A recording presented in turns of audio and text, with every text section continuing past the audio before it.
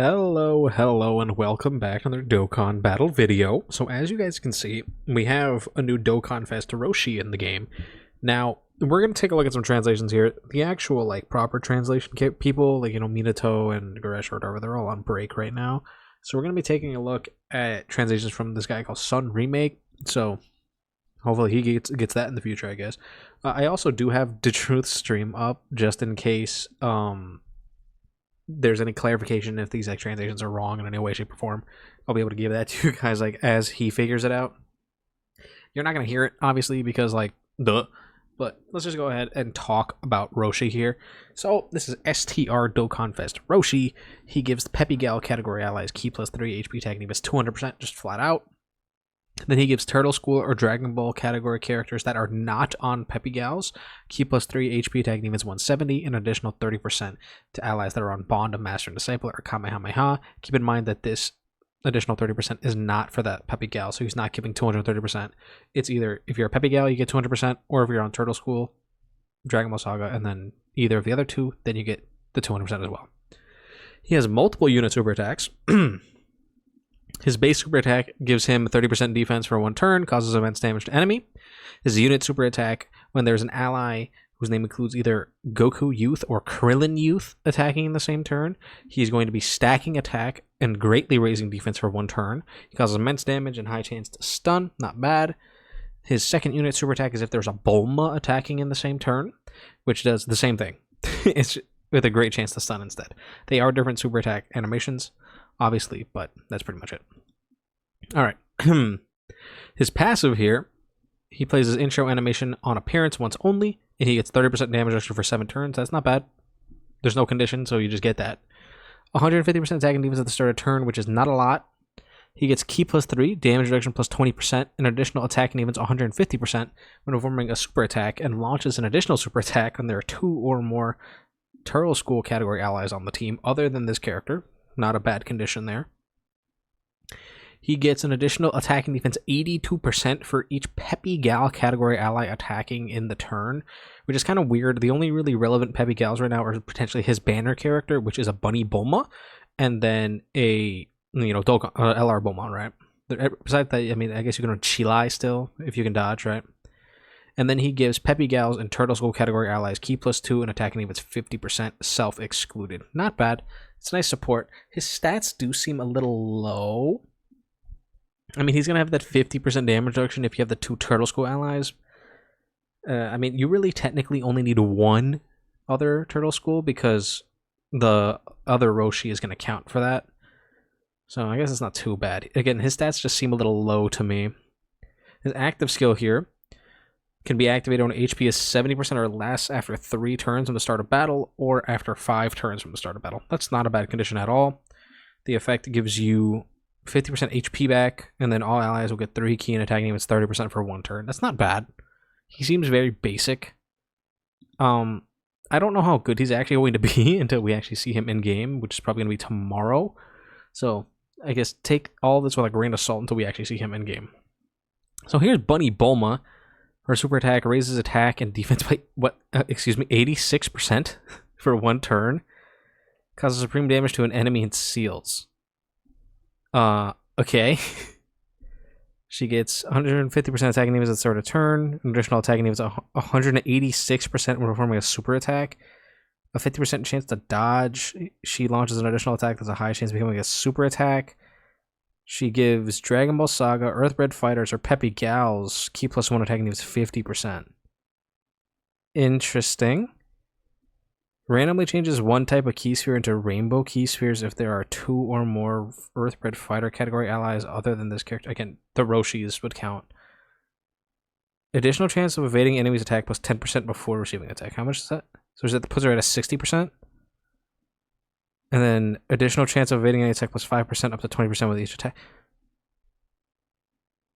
She's at 80% dodge if she keeps dodging. With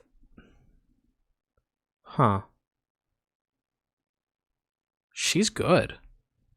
Is she better than Roshi?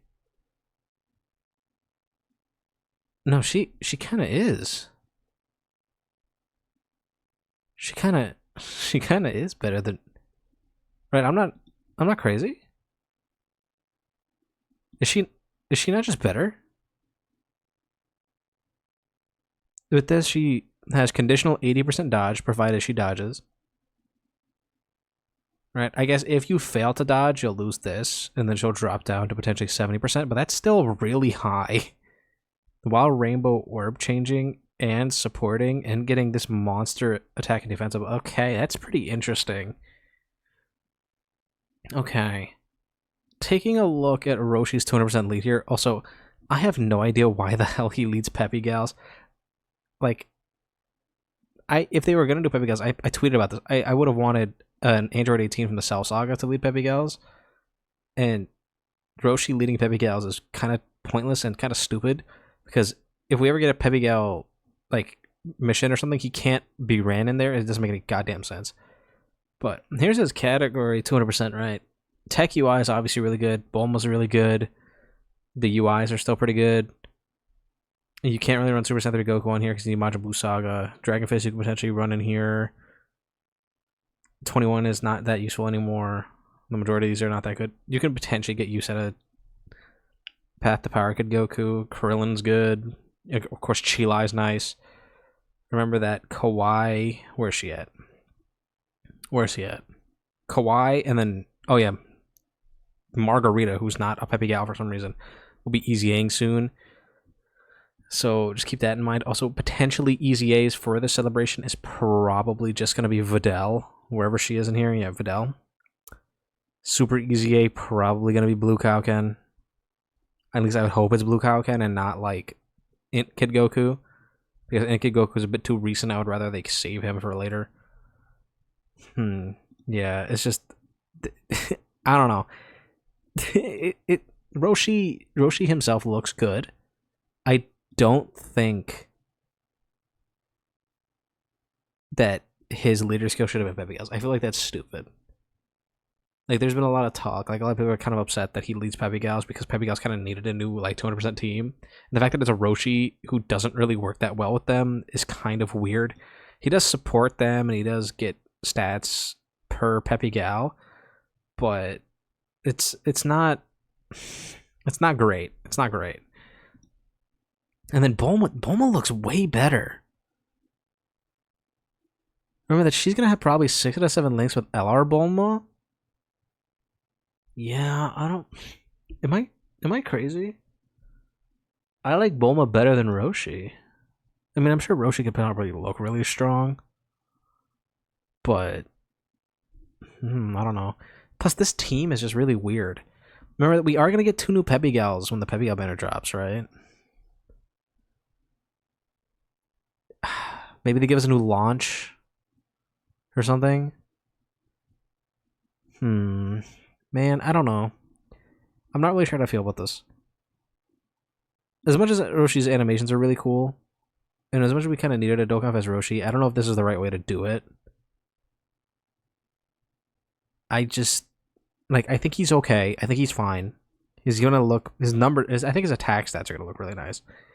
It's just, I don't like this kind of design of character where he's like kind of like a pseudo support.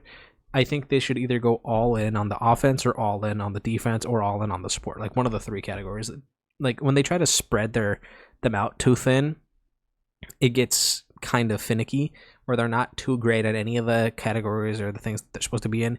Especially when this guy is technically designed to be like the hard carry of this team, because none of the other units are that crazy.